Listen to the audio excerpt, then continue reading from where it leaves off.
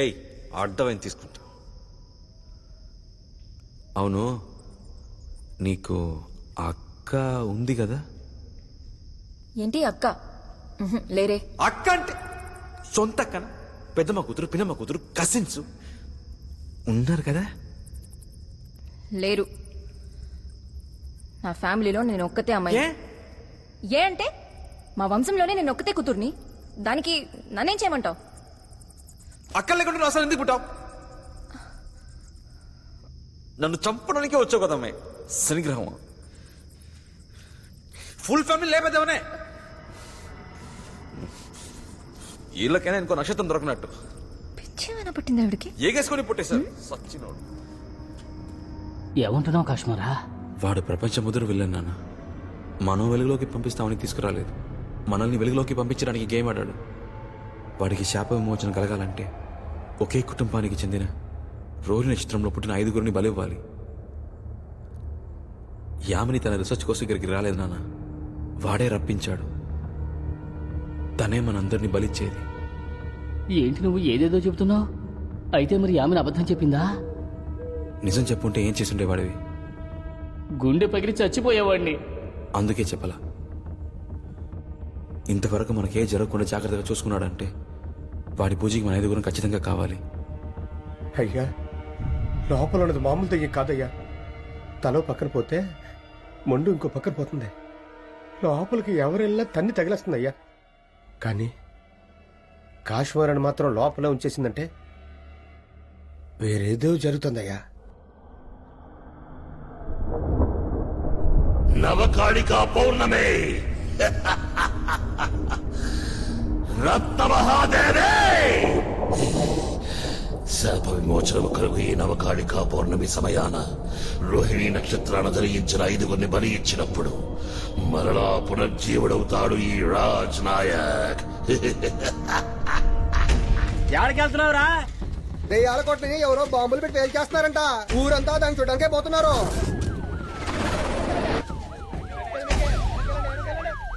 Okay, ఇక్కడ మనం ఇప్పుడు చూస్తున్నది బాగా పాడుబడిన ప్రాచీన కోట. ఇది కేవలం కోట అని చెప్పడం కన్నా ముత్యాల చెరువు దెయ్యాల కోటగా బాగా పాపులర్ అయిన ప్యాలెస్. ప్రజల మంచు కోరి దీన్ని బాంబు పెట్టి కొల్చబోతున్నారు. చివరిసారిగా ఆలోచించుకోండి. పోనీ దెయ్యాలు వదిలించే వాళ్లతో. వద్దు బాబు, అన్ని చేశాను. చోటానికెళ్ళ స్టార్ట్ పండి சோழிநல்லூர் దర్గా వరకే எல்லாமே பார்த்தாச்சு. ఏమి ప్రయోజనం இல்ல. బ్లాస్ట్ பண்ணி எல்லாம் முடிச்சிருங்க.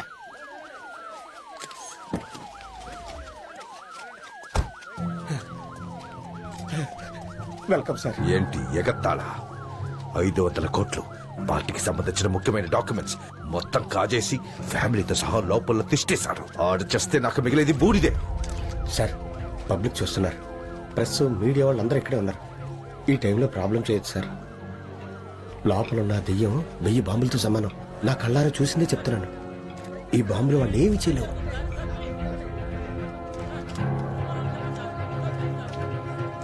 ఎర్లీ మార్నింగ్ క్లాస్ అవ్వాలి. సపోర్ట్ ఛానల్స్ లో డైనమిక్స్ ని ఇంక్రీజ్ చేయండి. రైట్ ఛానల్లో ఉన్న వాళ్ళు లైన్ లోకి రండి.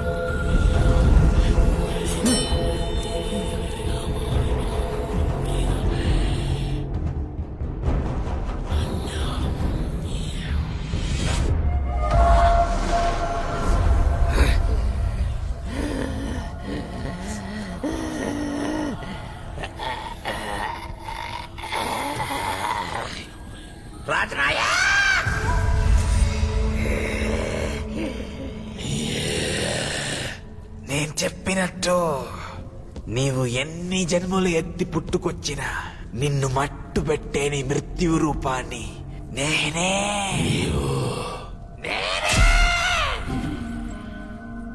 నన్ను ప్రేమించిన ఒకే కారణము చేత ఆ అర్జునుడి అంతాన్ని వీక్షించిన సాక్షిని నేను. నిన్ను నమ్మిన నా తండ్రి మరణానికి కారణమైన దానను అన్యం పుణ్యం ఎరుగని నా సోదరుని ప్రాణాన్ని హతమార్చిన క్షణమే శవమై నిలిచేదాను. నీ మీద పగ సాధించి నేను చంపిన దానను. నీవు ఎవరి రూపంలో వచ్చినా నా శాప విమోచన బలి పూజను అడ్డుకోలేవరత్నా. చూద్దాంలే. కాశ్మీరా అసలు నీకేమైందిరా? నేను వచ్చిన పని పూర్తయ్యే వరకు ఈ దేహం నాకు కావాలి.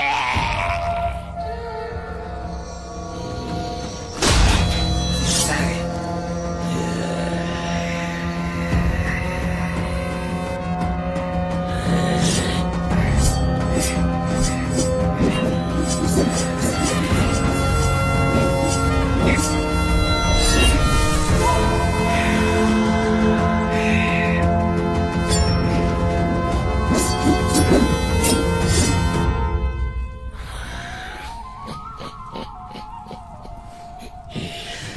రత్నా చిటిక వేసిన అది ఎడమ చేతితోనే, నీవు ఖడ్గాన్నే తిప్పినావు కుడి చేతితో.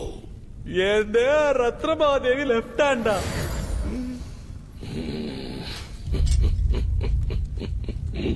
ఇంత పెర్ఫార్మెన్స్ చేసి చివరికి రాంగ్ గా రైట్ లో పట్టుకున్నావు కదరా.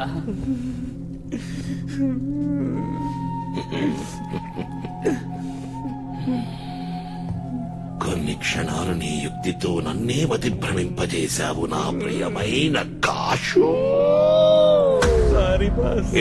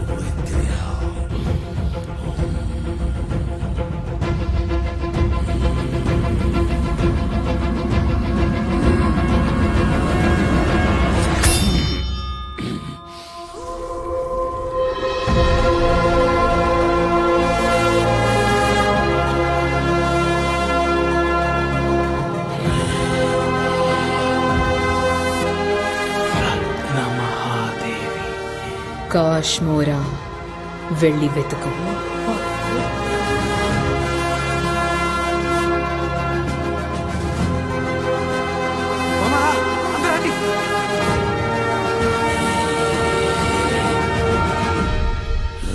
రత్నా నా ఇన్నేళ్ల నిరీక్షణకు ఫలితం దక్కనివ్వు.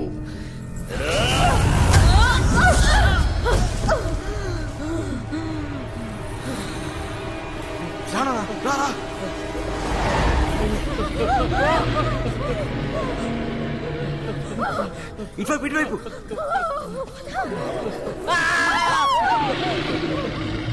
వెనక్కి పోండి.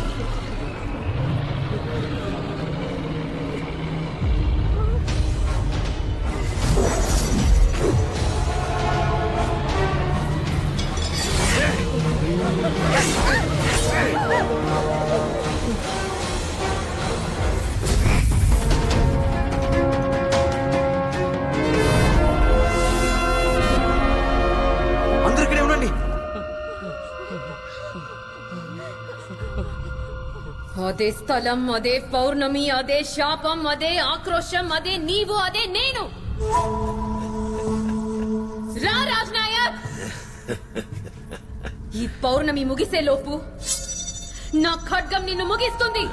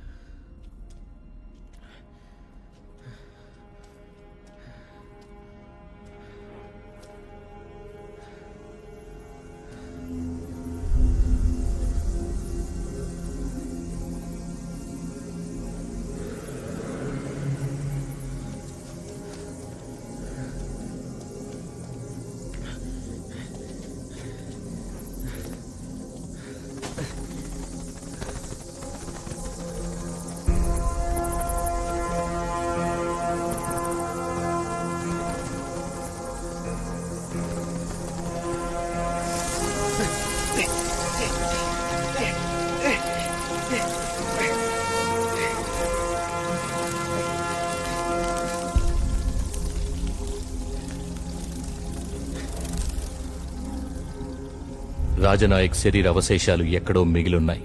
వాటిని వెతికి అంతం చేస్తే ఒకవేళ పరిష్కారం లభించొచ్చు.